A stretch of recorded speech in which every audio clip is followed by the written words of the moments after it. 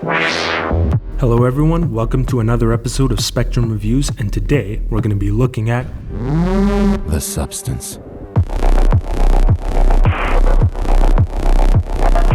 This is the second film from French director Coralie Ferjat, her first one being Revenge, which I haven't seen yet, but I'm kind of eager to check out. To be honest, I was genuinely blown away by a lot of aspects of this film, and I thought it was just amazing. Basically, we have a woman who's played by Demi Moore who is playing a celebrity, and she's past her prime in the entertainment industry, so she decides to take a black market substance that gives her this new, inhumanly perfect young body who's played by Margaret Qualley. And there's kind of a silly rule where you have to alternate between staying 7 days in the old body and 7 days in the new one, and if you kind of break that balance, you start to see some consequences to your older body as well as the newer one. Over the course of the film, Demi Moore is kind of losing control of herself in order to stay in that younger body because of the opportunities and attention that it's giving her. And yeah, it's weirdly meta considering that, you know, Demi Moore herself is a bit of a fading celebrity in Hollywood, and you could say maybe revitalized her career with this film. I think that's great for her, and it's cool that like the director kind of gave her a chance with this. I rarely see a movie that perfectly balances absurd elements but also serious elements in the way that this film does, because most films I don't feel like can have it both ways. There's a lot of films that are absurd, and once they go serious it kind of ruins it, and vice versa, where this film is doing both of those things incredibly well. And I also like that this film doesn't use a satirical angle as merely just an excuse to not put effort into the craft of filmmaking, as a lot of films that maybe claim to be satire do. This film is actually incredibly meticulous with the way it's presented. There's a lot of frenetic, visceral editing.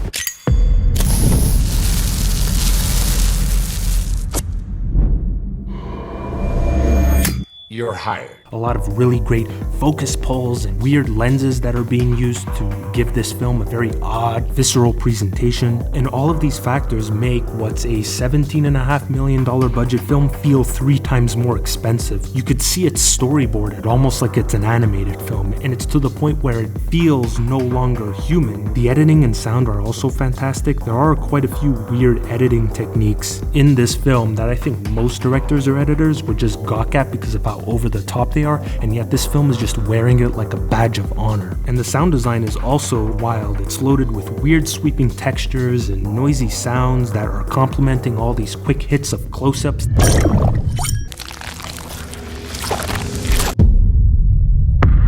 And it helps with this idea of hyper-focusing on things, which is what Demi Moore is clearly doing with her beauty and her image. So the filmmaking is complementing that. And the music is great too. Obviously, I love techno music, and hearing it in film always kind of excites me because it's a genre that it's easy for providing tone and energy, but because of how non-melodic it is, it usually doesn't manipulate the audience with a certain type of emotion, which I think is great.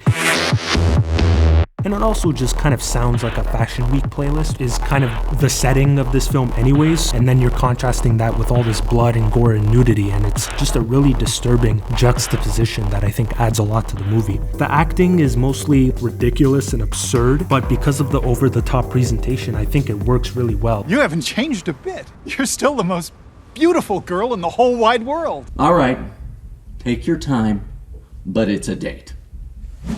You know, bump it up. Who has time to say that? We're gonna make you Cindy. It's shorter. It's better. Because Demi Moore is actually giving a serious, great performance, and she's kind of the emotional center of the whole film. And a lot of the more sad and depressing scenes, there's a lot of self-loathing coming from her. She's stealing more and more time from me, completely, without consideration of the consequences. And it's a movie where the extreme imagery of the body horror and the blood and the gore is just so memorable and so vivid that it actually makes me reassess parts of my life and makes me think about the themes of the film regarding beauty and identity for myself and what I can do to make sure that I'm being honest and that I'm not trying to put on a mask, because I think movies like this that are so reactionary and sensational do have the power to make you change parts of your life. You can't escape from yourself. It actually reminds me quite a bit of Ingmar Bergman's Persona, with two people who represent the same person but just like different sides of themselves. Also Requiem for a Dream, a bit of Black Mirror, Cronenberg, and Carpenter-esque body horror. It's a movie that takes these influences but makes it its own experience, and I feel like it's all of those films just meshed together but cater to a modern Gen Z audience. And obviously a lot of the themes in this movie are quite relevant to that particular generation as well. The body horror in this movie is not only incredibly well done, it's not only strange, it's not only a great spectacle that goes toe-to-toe with a lot of the classics in the genre, but it's also purposeful at the same time. It emphasizes this notion that really we can try to cover up ourselves and all this cosmetic and makeup as much as we could, but at the end of the day, we are just a bunch of flesh and bones, and the human body is inherently a little gross. It doesn't feel like we're just developing a bunch of characters and then waiting for all the great scenes to happen. It feels like I just get to absorb really great filmmaking at any point in the film. Even after my first watch, as I was remembering the movie, I was thinking, oh, that's a great shot, and that's a great shot, and that's a great shot, and that's a great shot, and that's a great shot. Like, this film is just packed. Which, speaking of which, the ending, which is incredibly satisfying. You just need to see it to believe it, man. I was worried going into the second act of the film that it wouldn't pick up the intensity, but they really delivered. They really delivered. So the film obviously tackles unachievable beauty standards, especially for women. It is a feminist perspective, but I also do see this film as a tale of masking and insecurity with identity that I think can apply to everybody. Because look, magazines and TV have been around for a long time, but I think social media has really exemplified this type of thing where people are being put on these leaderboards and you have to be a certain way, or it's just not up to snuff, if you will. Margaret Qualley in this movie, I think, is the representation of the mask we wish to be, just this inhumanly picture-perfect person who everyone just stops and stares at. You open now!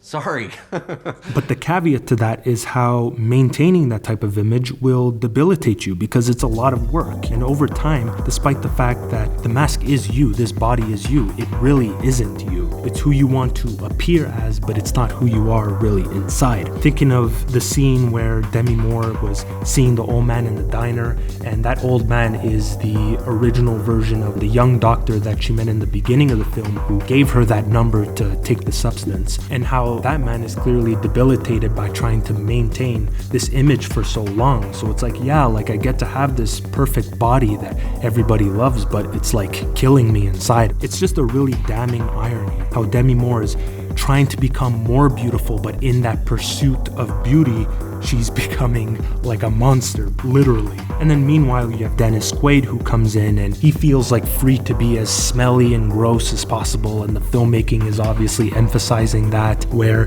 he's not worried about how he looks to other people. He's just happy being this like predatory, money hungry, just I don't give a damn about what people think of me. I'm just thinking about myself. I just want all the ratings. And speaking of camera work, I mean, it really emphasizes how Demi Moore from the outside looks perfectly fine. Like there's nothing wrong with her, but because of the way the camera will focus on things like that doorknob shot where she's looking at herself and she's all distorted, because that's how Demi Moore is seeing herself. It's like, yeah, like if you thought you looked that way, yeah, you would be doing everything you can to cover that up. You have the scene where she's seeing herself on the TV as Margaret Qualley and she's cooking all that food, and once again, just the close-ups on the food and how like disgusting and meaty and gross and weird. It's just such a strange, intense scene, and she was giving a particularly great performance in that scene as well. Just really great contrast and juxtaposition between the beauty of Margaret Qualley and then how gross and monstrous Demi Moore looks in the scene, and it's really great. You know, the sappy version of all of this, you could say, is,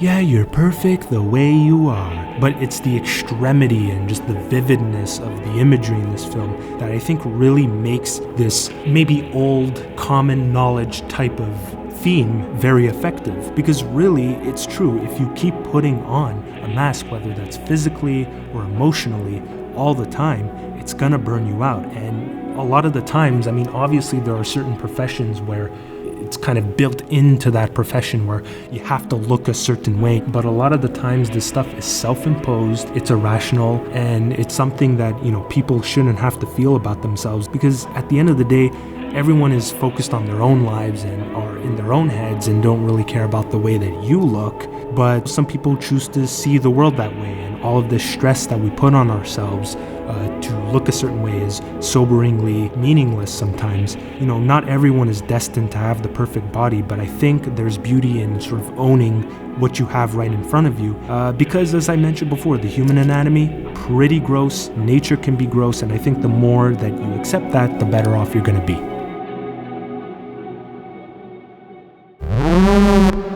Highly recommendable film to body horror fans, feminist film fans, dark comedies, or just disturbing, sensational media in general. And I think this film supersedes itself as a body horror film, something that's typically a spectacle-based genre, into something that's more meaningful and, substantive. It's just a movie that I can't believe exists, and I get to experience it. And also the fact that the film lends itself to being extreme and creative and free from rules just because of the theme and how it's written. You're giving people creative liberties to do something that's wild and wacky and interesting because you have written the film in a certain way. And I think that's something really special that I hope we continue to see going into the future. So bravo, Farja. Thank you for watching.